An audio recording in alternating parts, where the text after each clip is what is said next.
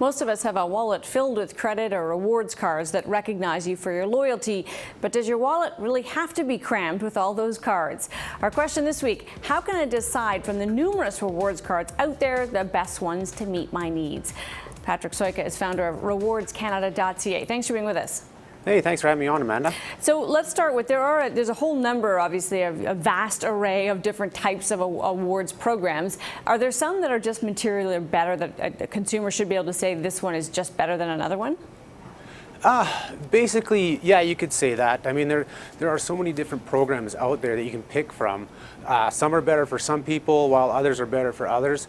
But in general, you know, some of the big players in the industry tend to be better for most Canadians. So programs like Aeroplan, Air Miles, Cineplex Scene, programs like that where you have a lot of options to earn points and miles and redeem them really makes sense for most of us. So is flexibility in using the points one of the key metrics you would look for a good reward system? Most definitely. We actually just put out a piece about a week ago on flexibility of travel rewards credit cards, and there's quite a bit of variety or variance in the flexibility of these cards. So that's one thing you definitely want to look at. It's one piece of the puzzle. You look at flexibility, earn rate, redemption rate. You kind of put all these things together and you can decide on what the right program is for you. Now, so there are some rewards cards that are literally cash back. They just at some point deliver you cash. Are those good, generally speaking? It seems like you're getting something for nothing. Absolutely. They are great for a lot of people. Most of these loyalty programs are cashback or proprietary cashback programs from credit cards. And so you're earning maybe from 1% to 2% on average back on your spending. Great for people who may not be interested in travel or merchandise and just want that cash and use it for whatever they want. Some of the other programs such as travel, you can get higher returns than that, but of course you're limited to just travel. How important is transferability, that where you can use rewards points from one card on another card or another system?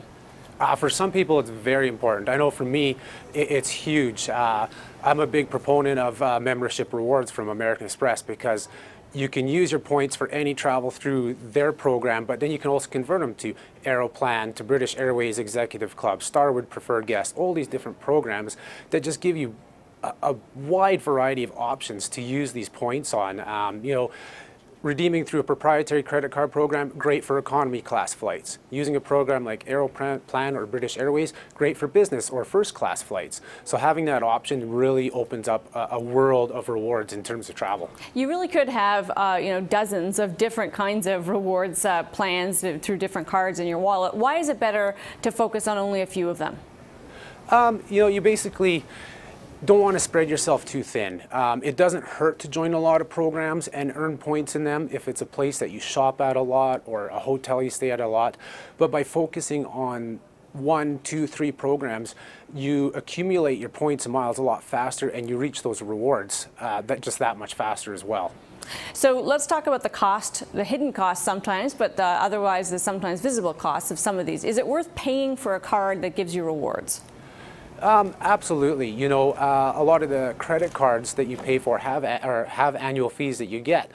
And those annual fees not only pay for the rewards you're getting on those cards, but they come with a lot of insurance benefits. One of the big ones nowadays is travel medical insurance when you're traveling outside your province. You know, that can literally save you $300–400 a year, and that card only costs you $120 a year. And then you have car rental insurance and a lot of other benefits that come with them. So most definitely, if you're somebody who travels once or twice a year, paying an annual fee on a card that gives those benefits is definitely worthwhile. What about the hidden costs of some of these cards? We know that retailers are beginning to rebel against some of the very high cost credit cards because yes, they're actually bearing the burden of some of these rewards programs. Is there likely to be some of these programs at risk as the retailers push back?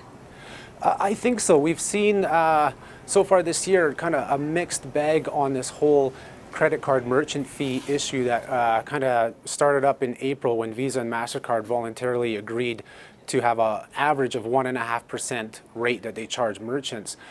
We've seen some cards come up with high offerings, which is surprising, but we've already seen 2 cards kind of devalue their rewards offering, kind of anticipating this lower revenue that the card companies will be making because they're charging merchants less.